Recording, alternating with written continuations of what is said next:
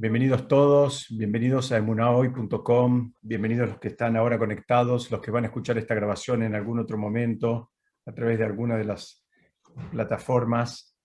Hoy vamos a hacer un shiur que queremos que sea Leilun Ishmat Ayala Bat Hayam, que sea Leilun Ishmat la señora Fortuna Bat Miriam, que falleció la semana pasada en Israel, que es la madre de una compañera virtual nuestra de estudios, una señora que está en Israel, que estudia junto con nosotros, juntos pero separados. Así que también el mérito de este limud sea Lelun Ishmatá, y también para elevación del alma de Moshe Haim Ben Naomi.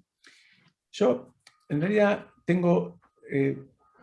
quiero hacer una pequeña introducción antes de entrar en la Mishnah que puse ahí en pantalla. En realidad, quisiera decir dos palabras acerca de lo que pasó la semana pasada. La verdad que las quiero decir porque recibí distintos mensajes, eh, comentarios de gente del grupo de estudio, de gente de afuera del grupo de estudio, conocidos, no sé. Me refiero a dos cosas. Me refiero a una, básicamente, que tiene que ver con la tragedia que pasó en Merón la semana pasada en el día del Lag BaOmer, y que en definitiva es una tragedia, ¿no? Claro que es una tragedia, 45 personas, la mayoría muy jóvenes, la mayoría muy jóvenes, que fueron a un evento, digamos, recontra espiritual, que fueron a un evento, digamos, que se hace cientos de años, literalmente. Hay registros de hace 500 años que la gente también iba y masivamente, no sé si igual que ahora, no sé si la misma cantidad, pero no es algo nuevo, es algo que ya se hizo muchas veces. Yo mismo, Baruch Hashem, pude estar ahí en unas cuantas oportunidades en los últimos años. Y bueno, pasó esto. La realidad de las cosas es que una vez más nos damos cuenta de que, digamos, no sabemos exactamente por qué pasan las cosas. Entonces, la pregunta es, ¿cuál es la actitud? Porque todo el mundo dice, ¿cómo puede ser? Hay gente que se enoja, hay gente que hace comentarios, hay gente que, digamos, está, entre comillas, enojada o molesta. Yo creo que una vez más, la actitud que hay que tener es una actitud que tiene un antecedente en la Torá, que es la actitud que tuvo Aarón a Cohen, el hermano de Moshe, cuando fallecieron sus dos hijos, en el momento, o dos de sus hijos, no sus dos de sus hijos, en el momento de la inauguración del Mishkan. El Mishkan era el tabernáculo, digamos, el antecesor del Beit HaMikdash que se usó durante la travesía en el desierto, y también se usó los primeros años en la tierra de Israel. La Torá describe que Aarón dice Ba'idom Aarón. Ba'idom quiere decir como que se quedó duro en el sentido, aún hoy, ¿no? Sería el equivalente, en castellano es una palabra que se usa inclusive en el ejército. Tiene que ver con el firmes, ¿no? El que estar firme, como se dice en el ejército en castellano. Bueno, también se dice en hebreo, utilizando la misma palabra con la cual la Torá hace referencia a la reacción de Aarón. ¿Qué significa Baidón? No, significa, la verdad, que es verdad que nos parece injusto, nos parece, digamos, no nos parece, nos resulta una tragedia. Eh, es algo difícil de defender, difícil de entender. Entonces, ¿cuál es la actitud? Y yo creo que una vez más la actitud es reforzar. ¿Se acuerdan que hace un tiempo hablamos de que la persona tiene que crecer, digamos, simultáneamente en dos tipos de emuná? La palabra emuná está insuficientemente traducida como fe, pero es mucho más que fe, es una palabra que involucra mucho más, es sentir, es saber, es caminar junto a Hashem. Y les decía que uno tiene que desarrollar la emuná en dos direcciones que son muy dispares. Una se la desarrolla construyéndose a partir del estudio. Entonces, la persona que sabe más, que entiende más, que conoce más, bueno, es muy probable que eso va a terminar redundando en una, digamos, actitud más, digamos, si se quiere, más tranquila frente digamos, a todo el mundo espiritual. Y cuando digo tranquilo, me refiero a que la persona, bueno, entiende, sabe lo que está pasando, sabe de qué se trata, está metida en el mundo espiritual. Esto me refiero a cualquier mitzvah. Entonces, la mayoría de las personas necesitan entender para cumplir las mitzvot. Entonces, tal vez si vos le decís a una persona que empieza a cumplir kashrut, bueno, va a necesitar información, porque somos un pueblo pensante, somos el pueblo del libro. La mayoría de la gente va a sentir que necesita información, motivación como para cumplirlo. Hay quien va a buscar sustentos científicos y hay quien va a buscar sustentos religiosos, pero en fin, hay un camino de desarrollar la emuná a partir del estudio, de la profundización y del conocimiento. Pero hay otra emuná que también hay que desarrollar y que es fundamental, digamos, para la salud espiritual de la persona, que es justamente la emuná que tiene que ver con la simpleza, con la emuná que no tiene que ver con la intelectualidad, que es esa fe como tal vez tenían nuestros abuelos que en muchos casos tuvieron un acceso mucho más limitado a la educación comparado con el que tuvimos nosotros, y aún así tenían un apego y caminaban de una manera con Hashem, digamos, permanente, constante, independientemente de las vicisitudes que les presentara la vida. Y a la mayoría de nuestros abuelos, viniendo del lugar que hayan venido, la vida les presentó desafíos muy grandes, como mínimo tener que mudarse de continente escapando de guerras, ir a un lugar sin saber el idioma, en fin, tuvieron situaciones difíciles que atravesar. Entonces, nuestros sabios explican que la persona debe hacer el esfuerzo de construirse espiritualmente en ambos sentidos. Tiene que estudiar, tiene que conocer, tiene que saber, tiene que profundizar, y no hay ningún problema con eso. Pero también hay que digamos, desarrollar digamos, la fe, el vínculo con Hashem, el más simple, el más básico, el que no pasa por la intelectualidad. ¿Por qué? Porque a veces pasan cosas como estas. ¿Qué significa? Si todo el sustento espiritual de la persona está en que él entiende lo que hace y entiende por qué pasan las cosas, está muy bien, está bárbaro, no hay ningún problema con eso, pero puede ser que la vida en algún momento nos ponga frente a situaciones, nos ponga frente a algún contexto donde no podamos, digamos, defenderlo intelectualmente, no lo podamos entender. ¿Por qué? Porque no entendemos una vez más la relación causa-consecuencia, que ya venimos estudiando y sabemos que es una relación que Hashem en ningún momento dijo que nos la iba a revelar. Es algo que nos está vedado a nosotros. Nosotros creemos que sabemos la relación causa-consecuencia de todo. Y Hashem dijo bien clarito, no lo vas a poder saber, no, es algo que no les toca a ustedes. Y explicamos en otras veces, no me quiero repetir, pero estamos estudiando este concepto, está bueno que tengamos las ideas frescas. Estudiamos en otras oportunidades que, digamos, el trabajo es justamente darse cuenta que uno no tiene la relación causa-consecuencia, no tiene acceso a ese conocimiento, entonces uno por lo menos camina un poquitito más relajado, sabiendo que Hashem no se equivoca, que Hashem no se fue a ningún lado, que Hashem no quiere que suframos, que hay un programa divino, que tal vez no lo entendemos, y está bien que no lo entendamos, y tal vez nos parezca injusto, y está bien que nos parezca injusto, pero tenemos que volver y rebobinar un poquito para atrás y saber una vez más que Hashem no se equivoca, que Hashem no se fue a ningún lado, que no sabemos qué es lo que pasó, no sabemos qué es lo que está pasando en este mundo, no sabemos lo que está pasando en el Shamaim, no sabemos lo que pasó, quién sabe, en una vida anterior o qué es lo que va a pasar en una vida posterior. No tenemos idea de la relación causa-consecuencia en el mundo material y menos tenemos esa idea en el mundo espiritual. Entonces, en estos momentos, estamos hablando, para los que se sumaron un poquito después, estamos hablando, digamos, en relación a la tragedia que pasó la semana pasada en Merón, en el contexto de la celebración del Agua Omer. En estos momentos es cuando tiene que aflorar justamente esa emuná, esa emuná que está, digamos, más conectada con lo básico, con esa fe, digamos, independientemente de todo el mundo intelectual que nosotros pudimos haber construido.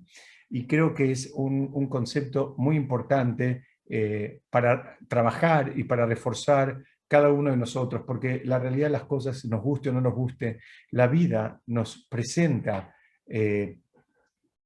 muchas veces situaciones que nos cuestan entender, que nos parecen injustas, que nos parecen, digamos, absolutamente fuera de lugar. Y bueno, ahí es donde tiene que salir la otra emuná, la emuná que dice, bueno, yo no lo entiendo, igual a mí nadie me garantizó que lo iba a entender, no tengo las herramientas para entenderlo, pero sí sé que Hashem está manejando el mundo y que lo maneja de una manera, digamos, absolutamente personalizada y que no se equivoca y que no se fue a ningún lado. Y esa creo que hasta ahí llega la redacción que podemos y que deberíamos tener. Eso no significa que no sintamos dolor, eso no significa que no sintamos angustia, pero digamos, la mayoría de la opinión de los jajamim es que la reacción de la persona en estas situaciones debe ir por ese lado. Si buscamos algo más que eso, lo único que vamos a estar haciendo son conjeturas, porque en realidad no hay nadie que sepa por qué y cómo, en fin, cuál es el motivo, cuál es la relación de lo que está pasando digamos, digamos cuál es el motivo de una desgracia tan grande como que 45 personas, insisto, muchas de ellas muy, muy jóvenes, fallezcan en un día que debía ser una fiesta. Entonces, dicho esto que quería decir como una introducción, ahora sí vamos a empezar con la parte de Pirkei Avot que quiero compartir con ustedes. Vamos a poner la primera Mishnah que dice así: Elisha ben Abuyá dijo, aquel que estudia Torah de niño, ¿a qué puede compararse? A tinta escrita sobre papel nuevo. Es una Mishnah un poquito larga, acompáñenme. Acá está, digamos, tirando una pista, ¿no? Está hablando de la importancia del que estudia que estudia Torah cuando es joven, cuando es un niño, y lo compara con algo escrito sobre un papel nuevo. Fíjense cómo sigue. Dice, y aquel que estudia la Torah de anciano, ¿a qué puede compararse? Y dice, a tinta escrita sobre papel que ha sido borrado. Una diferencia muy grande, ¿no? El joven es sobre un papel nuevo y el que es anciano, dice, lo compara con alguien que estudia Torah, perdón, lo compara con un algo escrito o una tinta escrita en un papel que fue borrado. Sigue y dice así la Mishnah. Rabbi Yosei bar Yehudá de Kfar Babli dijo, aquel que aprende Torah de los jóvenes, ¿a qué puede compararse? A aquel que come uvas inmaduras y bebe vino de su lagar. Es claro que el que come uvas inmaduras, la uva inmadura es porque justamente su palabra lo dice, le falta madurar, ¿no? Hay algo que estamos apresurando, hay algo que todavía no llegó el tiempo y nos estamos adelantando. Y también cuando alguien toma vino del lagar, sabemos que el lagar tiene sedimentos, o sea, también está digamos, usufructuando, en este caso, el vino o las uvas, pero, digamos, apresurándose un poquitito. Todavía no llegó al punto óptimo de maduración. Enseguida lo vamos a profundizar esto. Vamos a ver cómo termina esta Mishnah. Dice, y aquel que estudia la Torah de anciano, ¿a qué puede compararse? Perdón, acá se me repitió esta, porque ya la habíamos leído, ¿no? Sí.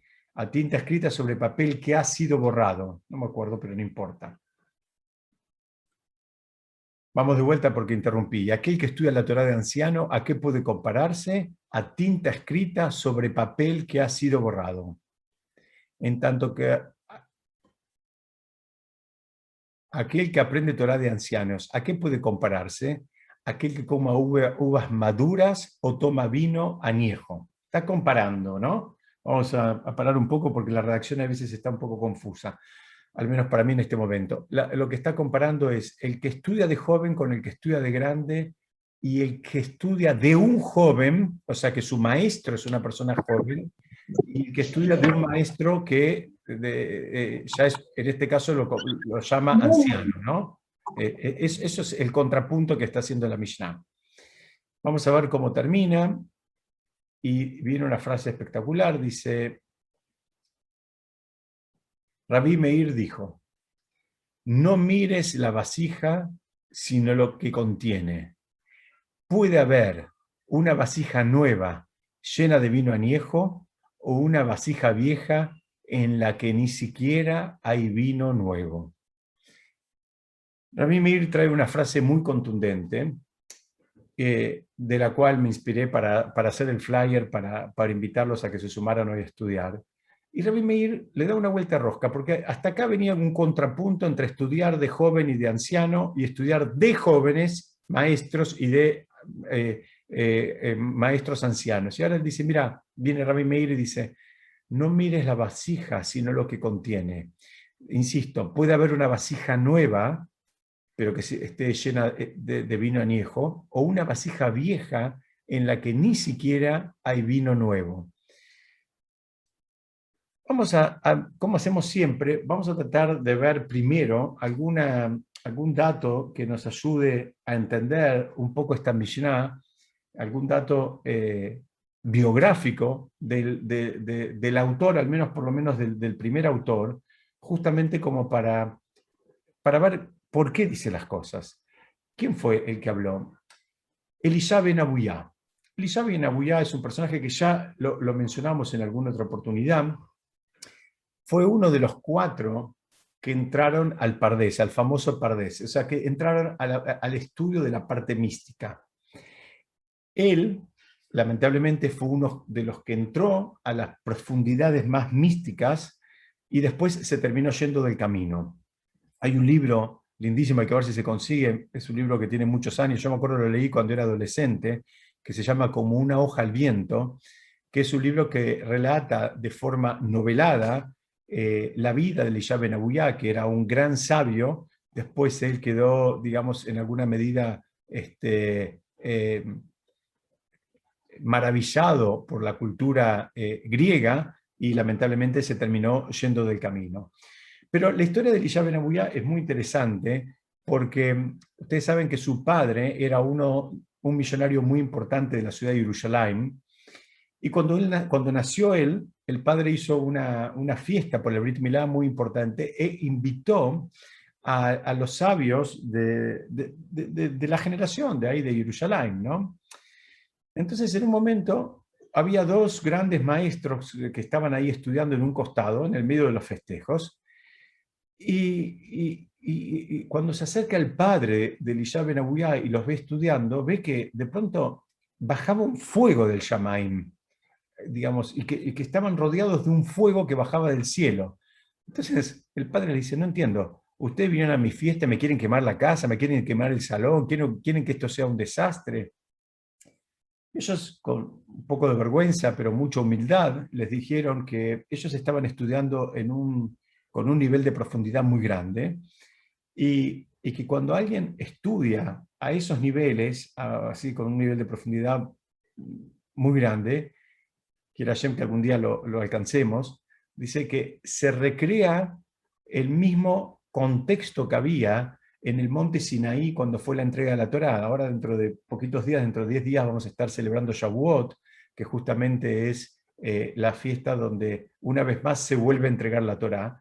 Y lo que les dijeron estos sabios al padre Elisha ben Abuyá era que ellos simplemente estaban estudiando, que como estaban estudiando con mucha profundidad, es como que estaban bajando la Torá de vuelta, y cuando vuelve a bajar la Torá, baja de la misma forma que bajó en su momento, cuando fue la entrega en el monte Sinaí, que bajó de una manera así, digamos, envuelta con relámpagos y truenos y con fuego. Entonces, que eso es lo que pasó. Entonces, el padre dijo, bueno, si es así, quiero que mi hijo sea como ustedes. Un bebé que tenía 8 días, y el padre dijo, yo quisiera que mi hijo sea como ustedes. Y el padre se ocupó de que el hijo sea un sabio. Pero explican los comentaristas que en realidad la intención del padre era buena, pero no era del todo honesta. El padre no quería que el hijo sea un sabio, que el hijo sea una persona espiritualmente elevada, que sea una persona que esté, digamos, apegada a Shem. El padre quería que sea como ellos, porque a él le gustó eso. O sea, como que tenía una especie de agenda propia, una intención propia. Hay, la Guemará en el Talmud trae dos posibles motivos para explicar qué es lo que le pasó a Elisha ben Abuyá que se fue del camino, como les decía hace un ratito. Uno es que una vez él estaba, digamos, en un campo y vio a un padre que le pide a un hijo que se suba a un árbol y que cumpla la mitzvah de Shiluah Haken, la mitzvah ustedes saben que hay una mitzvah de la Torá que cuando hay una paloma con los huevitos o con los pollitos, hay una mitzvah de la Torá que es espantar a la paloma y quedarse con los pollitos o con las palomitas o con los huevitos. Entonces el padre le pidió al hijo que haga esta mitzvah. Curiosamente, el hijo fue a hacer la mitzvah y lamentablemente se cayó del árbol y falleció. Entonces a Elisha ben Abuyá lo que le pasó, ustedes saben que esas son las únicas dos mitzvot, se llama la de Shiluah Haken, la de espantar a la paloma y quedarse con la cría o con los huevitos, y la mitzvah de honrar a los padres, son las únicas dos mitzvot para las cuales la Torá garantiza larga vida. Y él vio esto y dijo, pero no entiendo, acá tenemos una persona haciendo las dos, o un joven, haciendo las dos mitzvot que garantiza la Torá taxativamente larga vida. Y las estaba haciendo las dos al mismo tiempo. Le estaba honrando al padre porque el padre le pidió que haga esa mitzvah, y por el otro lado estaba haciendo la mitzvah que especifica la Torá que el que la haga va a tener larga vida. Y el chico este se termina muriendo, digamos, en el intento. Dicen que eso es como que una vez más, volvemos a la introducción que hice. Evidentemente Elisha ben Abuyá le faltaba, era un sabio, pero le faltaba esa emuná básica, entonces no lo pudo entender, no lo pudo procesar, no le cerraba en su cabeza. Dicen que eso hizo que se fuera del camino. Ese es digamos, de los motivos. Y otro de los motivos que trae el Talmud es que él en un momento vio también, perdón, un minuto,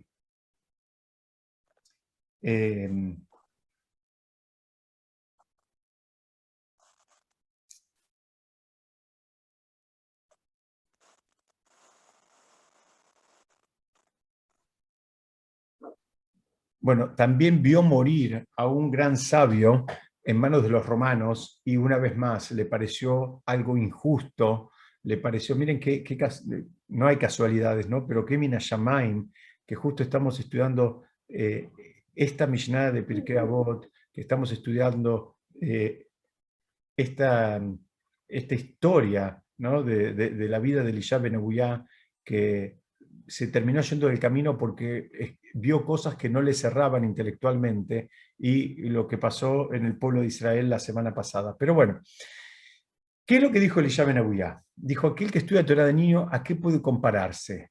A tinta escrita sobre papel nuevo. Ustedes saben que hay, digamos, hay lo que se llama un modo niño, ¿no? Un modo niño tiene que ver con la capacidad de sorprenderse, con la inocencia, con la capacidad también de captación de conceptos, con digamos, los chicos en general están más permeables a recibir las ideas que el maestro o el moré les quiere transmitir, en contrapunto con un adulto que ya tiene una actitud mucho más arrogante. El niño tiene digamos, básicamente tiene un nivel de humildad, porque primero el niño reconoce que hay muchas cosas que no sabe. Es muy raro que un chico, digamos, de segundo grado se le plante a la maestra de matemática y él quiera pretender que él sabe más matemática que la maestra porque en realidad no lo sabe, por más que pueda haberse, digamos, preparado para esa lección en particular. Entonces, fíjense, Elisha ben Abuyá dijo, mira, el que estudia de chico lo podés comparar a tinta escrita sobre papel nuevo. ¿Qué significa? Es todo más limpio, es todo más claro, ¿no? El papel está blanquito y hay una tinta ahí, entonces está negro sobre blanco, como se dice habitualmente. ¿Y cómo sigue? Sigue. ¿Por qué? Porque él lo que dijo es, mira, lo que estaba diciendo él es, hay que estudiar de chico. Es importante que el estudio sea cuando los chicos son chicos, que no es lo mismo que cuando son grandes. ¿Por qué? Porque Elisha Ben Abuya se daba cuenta, ahora vamos a explicar un poquitito más de cómo termina la historia de su vida, pero, digamos, él lo que está diciendo es, mira, no te enganches en esa actitud mercantilista. Hay mucha gente que cuando tiene que decidir, digamos, el estudio de sus hijos, muchas veces, bueno, se concentran más que nada en lo que supuestamente les va a resolver la vida material o la vida económica, concentran sus esfuerzos, organizan la agenda alrededor de aquellas actividades que supuestamente le van a servir más en la vida. Y no está mal, no está mal, pero es insuficiente. Porque también muchas veces hay padres que toman una actitud que dicen, ¿sabes qué? Bueno, mira, yo ahora le doy un montón de herramientas y él después cuando crezca, si quiere, que elija. Y ese es el primer error. Ese es el primer error. ¿Saben por qué es un error? Porque ya la elección, cuando lo haga de grande, ya va a estar absolutamente sesgada. ¿Por qué? Porque ya recibió tanto bombardeo, digamos, del mundo material, del mundo secular, que su elección no se puede llamar una elección, porque no es una elección, digamos, pareja, no es una elección pura. Acá estás hablando que a una persona le sacaste todo contexto espiritual, le dijiste, no, ahora manejate en el mundo material, estudiá todo lo que sea digamos, del mundo secular, y después si vos querés elegís. Ya la persona, el pensar que la persona después va a poder hacer una elección pura y sincera, es un error. ¿Por qué? Porque ya está, digamos, hay excepciones, pero tenemos que ser conscientes que son excepciones. La mayoría de la gente después ya tiene su vida organizada de otra manera. A veces ni siquiera tiene el lenguaje, ni siquiera domina el idioma. Entonces, digamos, el partido a remontar es un partido donde se está perdiendo 5-0. O sea, no es un partido en condiciones de igualdad, donde entramos a la cancha ya con una goleada en nuestro arco. Entonces, si la persona quisiera hacer, digamos, el esfuerzo de unirse al mundo espiritual, lo va a poder hacer, lo va a poder hacer, pero tenemos que saber que va a costar muchísimo más esfuerzo. Claro. Todos conocemos gente que de grande, digamos, decidió, digamos, meterse o involucrarse en el mundo espiritual. Y Baruch Hashem que lo hicieron y está perfecto y está muy bien, pero tenemos que saber que eso es a costa de un esfuerzo muchísimo más grande. ¿Y sabes por qué ese esfuerzo es más grande?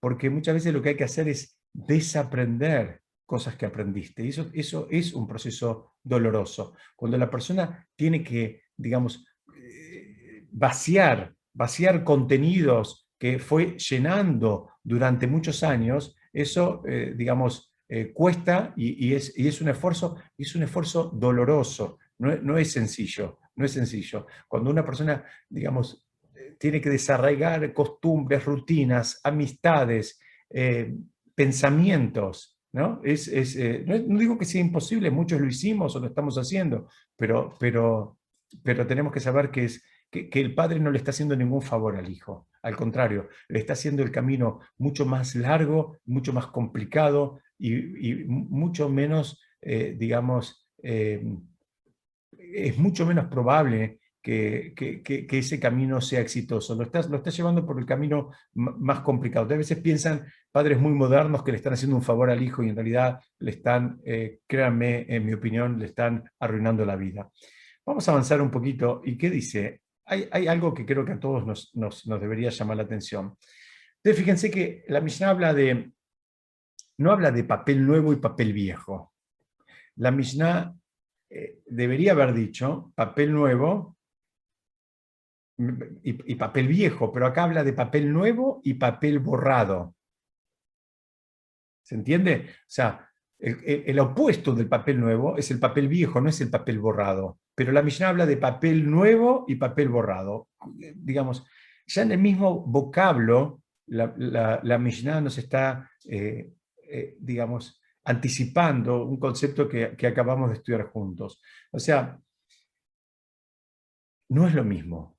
No es lo mismo aprender bien de entrada. Y esto que voy a decir es para cualquier disciplina. No lo piensen únicamente para el mundo espiritual. Para el mundo espiritual es todavía más profundo. ¿Por qué? Porque hay muchas cosas que ya tienen un impacto en la vida de la persona. Pero si quieren, paramos un minuto al mundo espiritual y lo tratamos de analizar para cualquier otra disciplina. No es lo mismo aprender algo bien de entrada que aprenderlo a los ponchazos, aprenderlo así nomás y después tratar de corregir ese desvío. ¿Por qué? Porque una vez más, es un camino más largo, es más doloroso, es más difícil, es más costoso. A veces se sufre en el camino.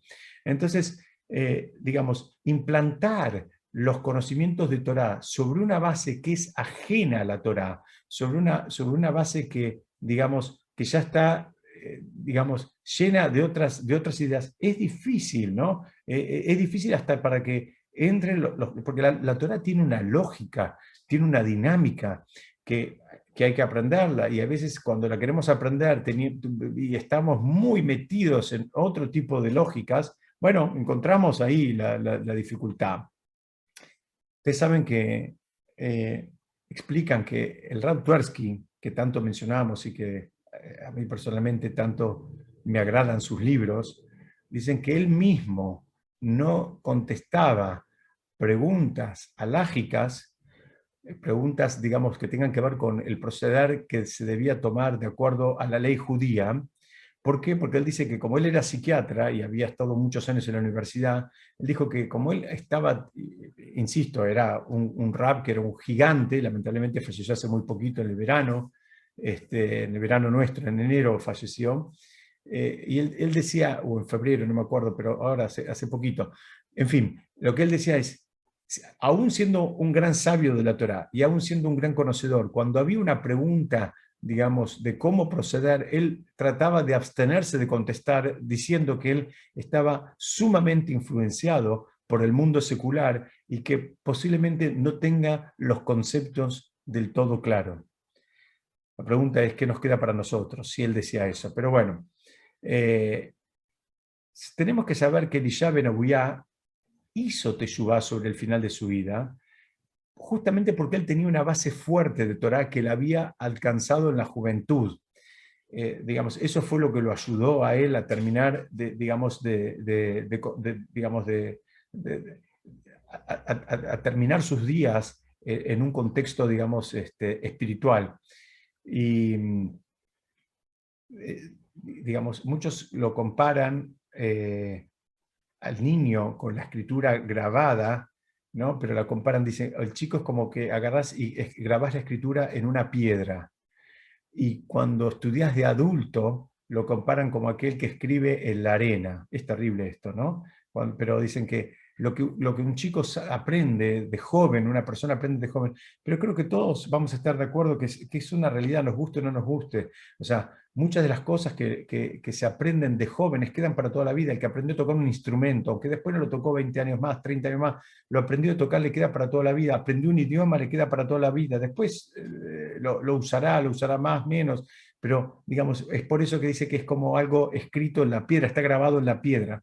Las cosas que aprendemos cuando somos más grandes, bueno, tengo una buena noticia, no es que está escrito en la arena, a priori está escrito en la arena. La persona va a tener que hacer ese trabajo para que pase de la arena a la piedra. ¿Qué significa? Va a tener que repasar, va a tener que dedicarle más tiempo, cada uno de acuerdo a su sistema se tendrá que hacer un resumen o subrayar o resaltar o volver a escuchar la clase. En fin, cuando la persona estudia de adulto, el trabajo es distinto a una persona que estudia de joven, porque bueno, está mucho más permeable a recibir los conocimientos. Pero acá viene una parte muy importante. La Torah, o mejor dicho, la Mishnah, no define quién es joven y quién es anciano, ¿no? Acá nosotros estamos haciendo algunas conjeturas, pero en ningún momento dice, bueno, mirá, de tal edad para arriba los llamamos ancianos y de tal edad para abajo los llamamos jóvenes. Entonces, tenemos que hacer esa pregunta que hacen los comentaristas, es, bueno, está bien, pero entendimos que no es lo mismo el anciano que el joven. La pregunta es, ¿quién es anciano y quién es joven? Definímelo, porque es clave para esta Mishnah y la Mishnah no lo aclara. Y hay algo que tenemos que saber, que es que definitivamente la Mishnah no está hablando de la edad, no necesariamente está hablando de la edad, ¿no? Porque la edad son solo números, a veces podemos sentirnos muy jóvenes, aunque ya de acuerdo al almanaque no lo seamos tanto, y la mayoría de los comentaristas terminan entendiendo que en realidad este es un concepto que tiene que ver con una actitud, ¿no? Y me encantó esa imagen que encontré, donde hay una señora de pelo blanco y bastón caminando, pero la sombra que termina reflejando es la sombra de una bailarina y de una persona mucho más joven. ¿Por qué? Porque en definitiva lo que importa es, una vez más, lo que dijimos al principio, con qué actitud, en qué modo te estás aproximando a la Torá y te estás aproximando al conocimiento. Si te estás aproximando en modo joven, entonces, ¿qué significa? Que tenés el entusiasmo, que tenés la garra, que tenés las ganas, que tenés la curiosidad, que querés saber, que lo querés retener, que te importa. Digamos, todas esas cosas buenas tienen que ver digamos, en este contexto con lo que queremos entender por juventud. Hay una historia de, eh, con un rab que en una reunión hasídica saltó digamos, de un asiento, buscando un asiento libre. A veces en las reuniones hasídicas hay mucha gente, y saltó de una manera así que sorprendió a todos, porque pasó por arriba de tres sillas, y todos se sorprendieron porque el rab tenía 93 años, y él les contestó, ¿ustedes pensaron que yo era un anciano de 93? Dice, quiero que sepan que yo soy 3 jóvenes de 31. Es decir, esa actitud es la que está buscando que aflore la Mishnah, para saber que no es lo mismo cuando vos tenés esa actitud independiente de lo que marque el almanaque. Hay otra historia con un rab que se llamaba, le decían el rab de Bobov, es un rab hasídico, y parece que había pasado algo ahí en su comunidad que ameritaba un festejo. Entonces él dijo, déjenme a mí que yo voy a mandar al muchacho a comprar unas bebidas para hacer un lejaim. Y después, digamos, los alumnos se dieron cuenta que en definitiva el que había ido a buscar las bebidas para hacer el lejaim había sido él, no mandó ningún muchacho. Entonces le dijeron, pero Rab, ¿cómo es esto? Usted dijo, déjemelo por mi cuenta que voy a mandar a un muchacho, y nosotros lo dejamos, pero como que les daba vergüenza que el Rab en persona se haya ocupado de ir a buscar las bebidas para hacer el lejaim. Y él les dijo, miren, yo cuando empecé a envejecer, decidí tener siempre cerca mío a ese muchacho, que era él. Él dijo, mira, yo soy grande, yo soy un hombre grande, pero ¿sabes qué? Yo quiero tener cerca mío, quiero estar rodeado por ese muchacho que soy yo mismo. O sea, no quiero quedarme en modo anciano, quiero quedarme en modo, digamos, joven. Una vez más vemos que el concepto de juventud que está hablando acá la Mishnah tiene que ver más con todo lo que mencionábamos, con el fervor, el entusiasmo, la curiosidad, digamos, y entiende que esa es la fuente también. Esto es algo que retroalimenta, eso es la fuente de la juventud también. Mismo hay casos que trae el Talmud, trae un caso de un sabio que se llamaba Rabí Yosef,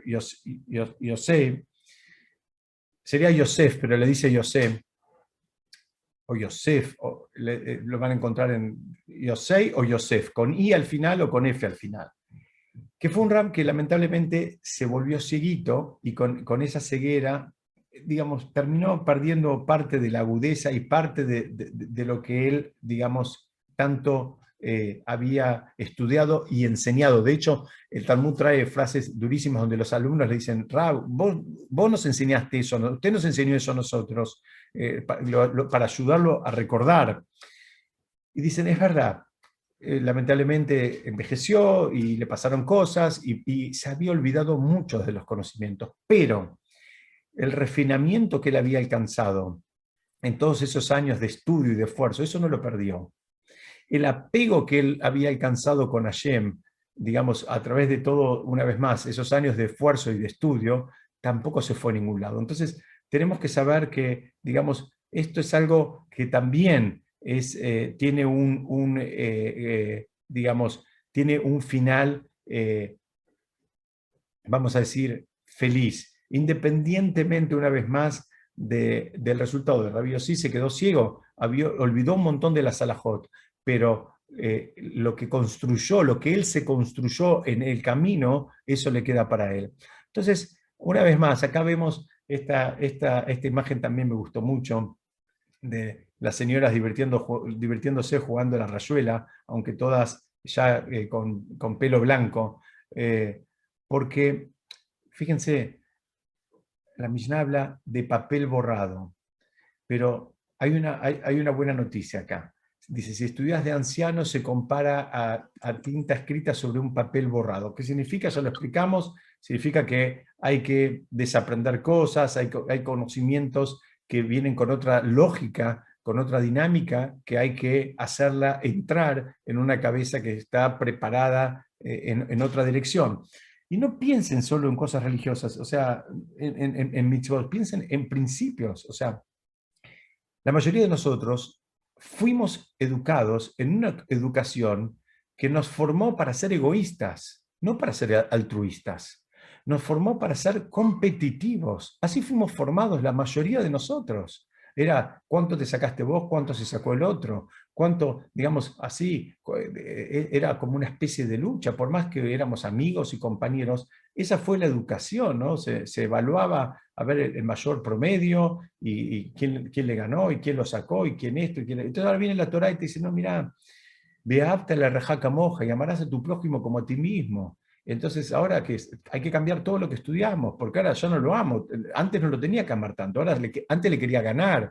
Ahora tengo que tener una actitud como la que tuvo Jonatán con David. Jonatán y David eran amigos. Jonatán quería ser rey de Israel. David también quería ser rey de Israel. David fue rey de Israel, Jonatán no.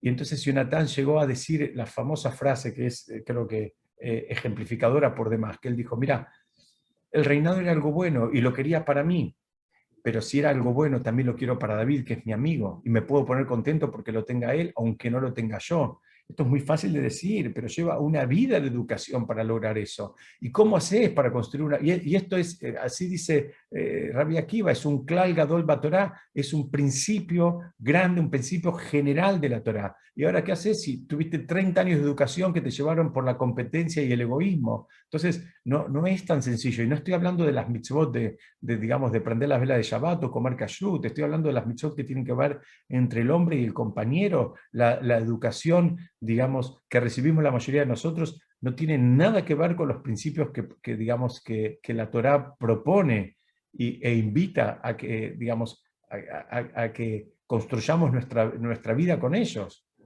Entonces, la buena noticia, les decía, es que si sos más adulto, si se quiere, pero si todavía tenés la actitud, dice, se escribe, es como tinta escrita sobre papel borrado, dijimos, ¿sí?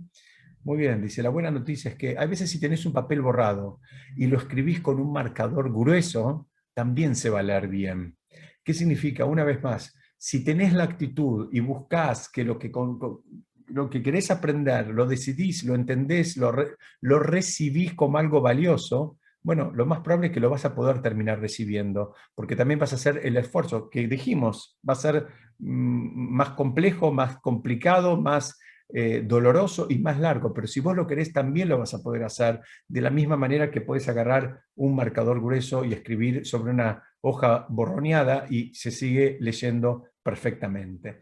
Entonces, resumimos, no es lineal, no es lineal. Puede haber jóvenes, digamos, que tengan una actitud mucho más madura y puede haber ancianos que tengan una actitud mucho más, si se quiere, juvenil. Y ahora cuando volvemos al tema de la Mishnah, donde te dice con quién tenés que estudiar, cuando dice, mira, porque habla por un lado del alumno que es joven y del alumno que es más grande, y después habla del maestro que es joven y del maestro que es más grande. Y tenemos que saber que está bien, un maestro que es muy joven, lo más probable que pase es que también le falta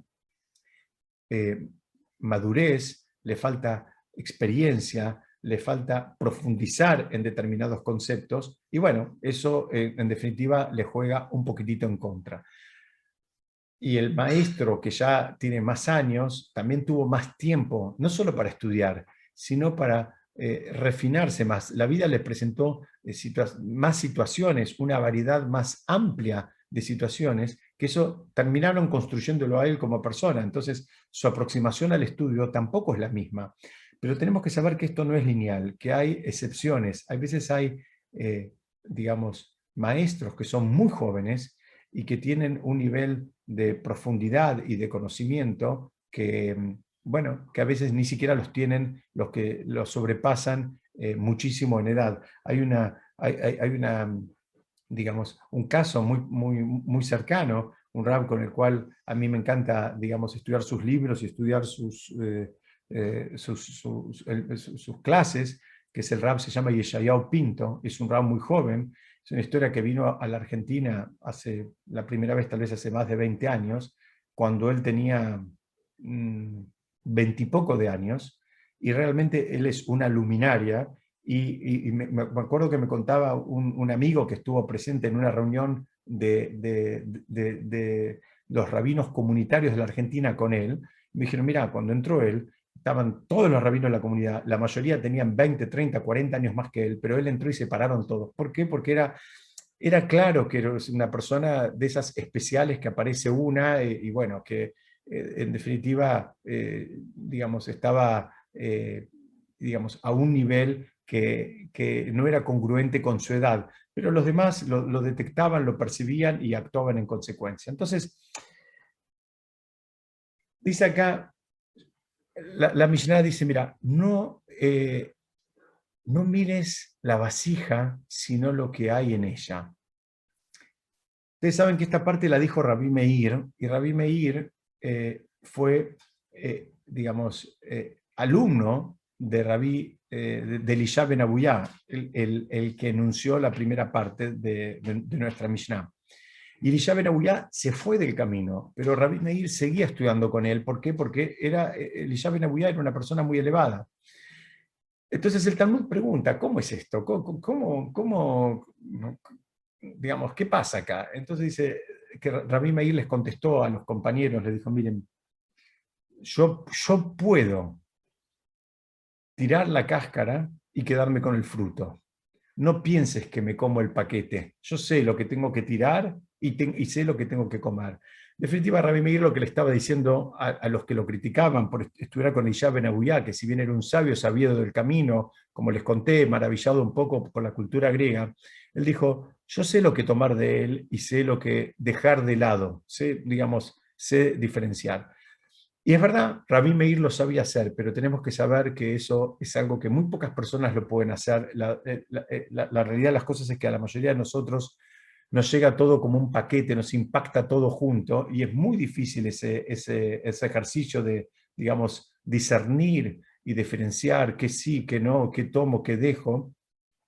Y la recomendación de la Mishnah misma y de nuestros sabios es que no nos metamos en ese camino, digamos, complicado de encontrarnos con personas de las cuales queremos recibir Torah, y son personas básicamente la norma es que lo que buscamos es que las personas por lo menos vivan de la manera que ellos pregonan, que vivan de una manera congruente con lo que enseñan. Y cuando encontramos personas que dicen una cosa y hacen otra, bueno, ahí ya tenemos un norte de que va a ser muy difícil. Y lo difícil es pensar que uno es como Rabí Meir y que va a poder, digamos, tomar el fruto y tirar la cáscara, pero en definitiva, dicen la mayoría de las veces, vas a terminar siendo influenciado y lamentablemente a veces más por la cáscara que por el fruto. Entonces, esto es algo que, digamos, que quede claro, la Mishnah lo que está diciendo es buscar integridad. Tenés que buscar integridad, que es lo que te va a permitir, digamos, también bajar la barrera, porque le crees, porque te parece honesto lo que hay del otro lado, y no es que estás calculando y midiendo todo el tiempo. Parecería que Rabí Meir nos está diciendo algo muy básico, nos está diciendo, mira, no puedes juzgar un libro por el diseño de la portada, ¿no? Esto parecería que fuera Rabí Meir, y a veces parece como que es algo muy básico, ¿no? Como para estar en una Mishnah. Es verdad, no te manejes por las apariencias, no, que las apariencias no definan, digamos, tu selección. Eh, pero por más básico que parece, creo que es algo que hacemos todos. Y me gusta esta imagen donde están los conejos y dice, lo que está por fuera no siempre muestra lo que hay por dentro, ¿no? Y acá es, una vez más, la Mishnah viene a decir, mira, ten cuidado porque no todo lo que brilla es oro. Ni siquiera todo, hay veces tenés personas que tienen el don de hablar y hablan muy bien, pero no significa que sean eruditos, no significa que conozcan en profundidad lo que están enseñando, y lo que es peor, no significa que, digamos, que sean congruentes con lo que están diciendo. Muchas veces hablan muy bien, pueden, digamos, atraer grandes auditorios, pero eso no significa nada. Y la Mishnah está invitando a que las personas hagamos un trabajo y escaneemos con un poquito más de, digamos, de detalle para ver qué es lo que hay en profundidad. Si lo que hay en profundidad condice con lo que hay en la superficie o es solamente un poquitito más. Ustedes saben que hay una alajá que la trae el Shulchan Aruch, que es una alajá bastante rara. Es una alajá que dice que cuando una persona tiene que hablar, por ejemplo, no, ayúdame porque viste, no, me salió muy caro. cuando Tengo una que llevar persona mañana a movilizar de nuevo. tiene que hablar en un darush, por ejemplo, en una ceremonia de estudio en honor a alguna persona, digamos, fallecida, dice que la persona, ustedes saben que hay un principio que no se puede mentir, pero dice que se puede exagerar un poquitito. Entonces, preguntan los comentaristas, ¿qué significa esto de que se puede exagerar un poquitito? Sabemos el principio que no se puede mentir, porque si uno miente, en definitiva tampoco le hace ningún favor al fallecido, porque uno viene acá abajo y dice, no, era un tzadik, era esto, era lo otro, arriba dice, mirá, a ver, vamos a chequear digamos, tu legajo, y después se terminan dando cuenta de que no era ningún tzadik, entonces termina despertando una acusación, para decirlo en dos palabras. Entonces, a los comentaristas les molesta, dicen, pero ¿cómo es esto? ¿Se puede o no se puede en un darush? Dice, y la halajá termina diciendo, mira, un poquito se puede. E insisto, les molesta a los comentaristas porque dicen, es raro, ¿qué significa que se puede un poquito? Entonces lo explican con una idea que tiene que ver con lo que estamos estudiando. Cuando, voy a traer otra pregunta, dice, una persona tiene que contar, por ejemplo, las cosas buenas que hace, las mitzvot que hace, o no las tiene que contar. Entonces, bien judío lo que voy a contestar es, algunos dicen que sí, otros dicen que no. Está peleado el tema. ¿Por qué sí, por qué no? Porque sí es porque a veces motivas a otros. Porque sí, porque terminas ayudando a educar a tu propia familia. Porque está bueno que los que están, digamos, alrededor tuyo aprendan de lo bueno que vos haces para que después ellos continúen con esos actos de bien o mitzvot que vos haces. Lo que no está bueno es tampoco contar todo. Dicen que la persona en realidad puede insinuar alguna cosa, contar alguna, disimular otras, en fin, buscar el punto de equilibrio donde alcance como para motivar y educar, en este caso a la familia, pero no hace falta, digamos, dar demasiados detalles ni profundizar demasiado en lo que uno hace. ¿Por qué? Porque eso también no nos ayuda a las personas a construirnos espiritualmente, porque a veces nos agrandamos, aparece el ego, aparece el orgullo, y la Torá busca que la persona se encolumne atrás de la humildad. Entonces dice, la persona puede contar, pero que deje unas cuantas cosas, digamos, sin contar. Y sobre esto se apoya el Shulchan Aruch, el Código de Leyes judío, cuando dice que podés exagerar un poquito. ¿Por qué? Porque dice, seguramente hay un montón de cosas buenas que esa persona fallecida no sabía, mejor dicho, que esa persona fallecida hacía y que todos nosotros no sabíamos, porque normalmente todos escondemos un poquito lo bueno que hacemos. Entonces, apoyado en eso, es que el Shulchan Aruch permite exagerar un poquitito. ¿Por qué? Porque dice, seguramente hay un montón de mitzvot, un montón de buenas actitudes que él tenía, si se quiere, de puertas adentro cuando nadie los veía, entonces te podés apoyar en eso para exagerar un poquitito cuando estás hablando de una persona que ya partió de este mundo. Una vez más, vemos que en general, por más esfuerzo que hagamos, lo más probable es que nunca sepamos a ciencia cierta qué es lo que hay enfrente. Vos tenés que hacer el ejercicio de saber, pero si el otro también te esconde cosas, en este caso te está escondiendo cosas buenas, bueno, no vas a terminar de saber nunca, pero el ejercicio lo tenés que hacer para ver si por lo menos hay algo, digamos, congruente con lo que está mostrando en el afuera. Para terminar, yo quiero compartir con ustedes una idea. Es bastante profunda, es bastante cabalista, pero por lo menos quiero que se la queden porque va en otra dirección. Ustedes saben que en hebreo la vasija se dice can. Y cuando la expresión que utiliza la Mishnah dice, Altistakel bacancan,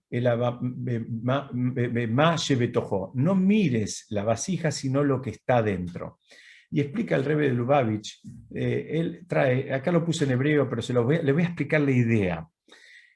Acá lo que hay en hebreo son unos versículos que están en el libro de Shemot, donde lo que termina diciendo son las cualidades de misericordia divinas, pero después dice, Benaké lo inaké. Naké lo inaké significa limpiar o borrar, no va a borrar a Hashem. Eso se refiere para algunos casos que nunca veamos, de personas que cometen transgresiones muy serias. Entonces dice, mira, Menaké lo inaké, que Hashem esas no las va a borrar, esas cosas, digamos, no van a pasar desapercibidas y no existe borrón y cuenta nueva. Entonces, el Rebbe de Lubavitch entiende la palabra cancan como que se forma de la nun y la kuf, de las dos expresiones estas de naque, lo y naque, de limpiar, no va a limpiar. Y él te dice, no mires el cancan. ¿Qué significa? No mires en el otro las cosas que Dios no permita pudieran haber hecho enojar a Hashem y que Hashem no se las va a perdonar. No es eso lo que vos tenés que mirar. Dice, ¿y cómo sigue? En hebreo dice, que vos mires ma shebetojo, lo que él tiene adentro. Está hablando, literalmente está hablando de la vasija. Ahora, esta lectura y esta explicación que trae el Rebbe de Lubavitch, él dice, no, mira, lo que te está diciendo la Mishnah es, cuando vos vas a interactuar con otra persona, vos no mires los desastres que él hizo, si se quiere, espirituales. No te toca a vos juzgarlo, no es tu responsabilidad, no es tu trabajo, no se te pidió que lo hagas, ni siquiera estás preparado y capacitado para hacerlo. Entonces, a vos no te toca juzgarlo por aquellas cosas que, digamos, por más barbaridades que hayan sido, se va a ocupar Hashem. A vos no te toca. Dice, ¿y qué es lo que tenés que hacer vos? Dice, tenés que ver el ma shebetojo. ¿Qué es el ma? Yo voy a poner una imagen, les voy a explicar, este es un concepto cabalístico. Ustedes saben que el nombre de Hashem está escrito acá, digamos, en esta lámina, está escrito acá, y hay muchas maneras cuando se estudia en profundidad, se estudia, digamos, los sabios de la Kabbalah, después el nombre lo pueden digamos, abrir, lo pueden en distintas combinaciones de letras. Les voy a dar un ejemplo. La letra Hey la pueden escribir como la letra Hey misma y una Yud. Perdónenme los que no saben hebreo, es más difícil que me sigan, pero por lo menos acompáñenme la idea. La letra Hey, que es la quinta letra del abecedario, cuando la queremos, digamos, escribir, la podemos escribir como una Hey y una Yud, o la podemos escribir como una Hey y una Aleph, o como dos Hey. Las tres acepciones admiten el mismo sonido. Entonces, del nombre de Hashem escrito con distintas combinaciones de letras, surgen distintos nombres espirituales de Hashem que se conocen como con lo que estoy marcando acá al final, después del igual, Ab, Sag, Ma, Uban, que son nombres, esto es, insisto, un concepto muy, muy profundo que tiene que ver con son el nombre de Hashem, de acuerdo a cómo lo escribimos, numéricamente va a dar otro resultado, entonces va a dar 72, 63, 45 o 52. El Ma es uno de los nombres de Hashem y así se estudia. Entonces el Rebbe Lubavitch dice, mira, vos cuando tenés que interactuar con otra persona, no tenés que mirar los desastres, como dije antes, que eventualmente él cometió espiritualmente, porque no es tu responsabilidad. Vos lo que tenés que mirar es el Ma. El Ma es el nombre de Hashem que hay dentro de él. ¿Qué significa? Vos conectate con la chispa de divinidad que el otro tiene, que es la misma que vos tenés. No pienses que por esos desastres a vos te toca ahora descartarlo o suprimirlo de tu vida. La Mishnah lo que está diciendo, lo que está enseñando, no es nada más ni nada menos la forma en que tenemos que interactuar entre las personas. Una vez más, no está a nuestro alcance juzgarlo, no es nuestra responsabilidad, no es nuestra tarea. Lo que está diciendo la Mishnah es, no mires la vasija, no mires los desastres que el otro hizo, sino mira lo que tiene adentro, mira lo que tiene, mira el nombre de Hashem que él tiene adentro, mira el nombre, la chispa de divinidad que él y que todas las personas tenemos adentro y las tenemos en común. Y que si él cometió desastres, después los tendrá que arreglar, pero que no es tu responsabilidad, es vos busca aquello que te pueda inclusive iluminar de una persona que tal vez haya sido desordenada en algunas otras cosas de su vida. Bueno, hasta acá yo quería compartir con ustedes. Yo no sé si alguien quiere hacer algún comentario o alguna pregunta. Estoy a disposición. Me lo dicen. Y si no, les voy a decir a todos, me adelanto antes de que me empiecen a gritar, me adelanto y les digo primero Shabbat Shalom, que tengan un Shabbat muy lindo, que Saco Baruch. bien, a Sacre Matz.